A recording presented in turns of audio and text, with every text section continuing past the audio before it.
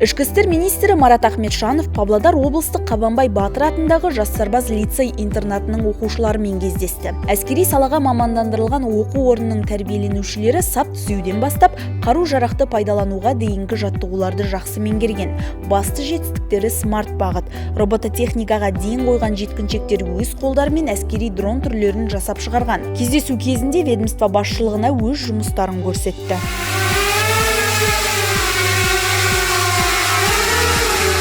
Электронды тир, қашықтықтан басқаратын танк үлгісі, адам үшін қауіпті жерге жіберілетін робот, сондай-ақ қылмыстық оқиға болған орынды сурет арқылы 3D форматта көрсету жобасы.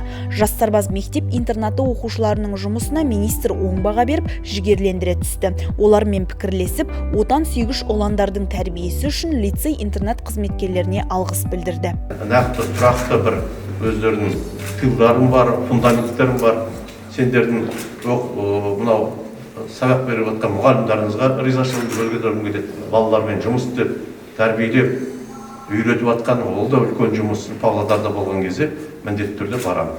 Жұмысымен танысам, әкіммен ары қарай сіздерді қалай жаңғырту үшін, жетілдіру үшін, ар жағынан қандай көмек жасау үшін, оны біз МВД өзіміз қамқорлық жасаймыз. Біздің болашағымыз осы жастарда, оны президенті жастарға өте көңіл бөліп жүр. Бүгін қалай қалыптасасыздар, қалай тәрбие аласыңдар, қалай білім аласыңдар, көзқарастарыңыз өздеріңізге, қоғамға, үлкендерге қалай болады, сондай болашақтарында жарқын болады. Сол кезде әділдік Қазақстан, әділеттік Қазақстан сол кезде қалыптасады. Министр жасөспірімдерге де, мектеп-интернат кітапханасына да қазақстандық полиция туралы кітап табыстады. Бұл тәртіп сақшысы болғысы келетін оқушылар үшін бағыт-бағдар болмақ.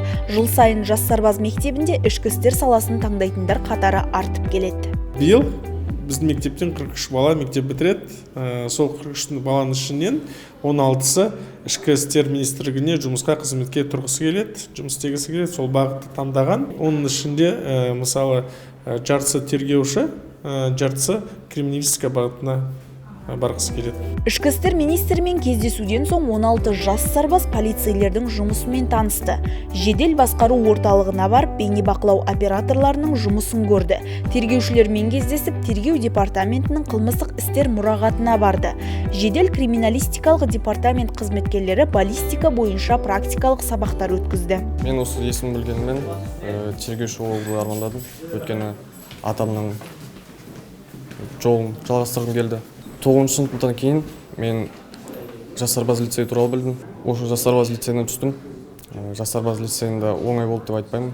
Оның бәріне өттік. Осы жыл, соңғы жыл, осы жас сарбаз лицейін бітірген соң Қарағандының ішкі істер министрлігі академиясына түсіп, тергеуші болып, тергеуші мамандығын жалғастырамын. Мен жас сарбаз мектебін бітірген соң Қарағанды академиясына түскім келеді. Жаңа келесіде министр мырза Қарағанды академиясына алдын ала барып кездесуге мүмкіндік берді. Мен осы ішкі істер министрінің келгеніне өте қуаныштымын. Елордаға арнайы келген павлодарлық оқушылар ішкі істер министрлігі мұражайында да болды. Онда қазақстандық полицияның қалыптасу тарихы туралы мол мағлұмат алып, жәдігерлермен танысты. Айта кетейік, Қабанбай Батыр атындағы жас сарбаз мектеп лицей интернатында 120 бала білім алады. Әскери салаға мамандандырылған мекеме міндеті патриоттық рухы биік ұрпақ тәрбиесі.